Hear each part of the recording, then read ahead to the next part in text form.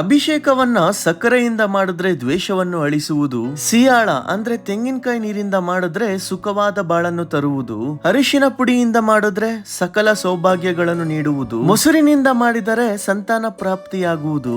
ಧರ್ಮಸ್ಥಳದಲ್ಲಿ ಅನ್ನ ಪ್ರಸಾದ ಮಾಡಿ ಸೂರ್ಯ ದೇವಸ್ಥಾನ ಹೋಗುವ ರಸ್ತೆಯಲ್ಲಿ ರಾಮದೇವರನ್ನು ದರ್ಶನ ಮಾಡಿ ಹೋಗ್ತಾ ಇರ್ಬೇಕಾದ್ರೆ ಇನ್ನೇನ್ ಸೂರ್ಯ ದೇವಸ್ಥಾನ 4 ಕಿಲೋಮೀಟರ್ ಇರೋ ಹಾಗೆ ಬಲಭಾಗದಲ್ಲಿ ಸಂತಾನ ಸುಬ್ರಹ್ಮಣ್ಯ ಸ್ವಾಮಿ ದೇವಸ್ಥಾನ ಕಾಣಿಸುತ್ತೆ. ಈ ಒಂದು ಕ್ಷೇತ್ರ ಈಚೆಯಿಂದ ಕಿರಿದಾಗಿ ಚೊಕ್ಕದಾಗಿ ಕಾಣಿಸುತ್ತೆ.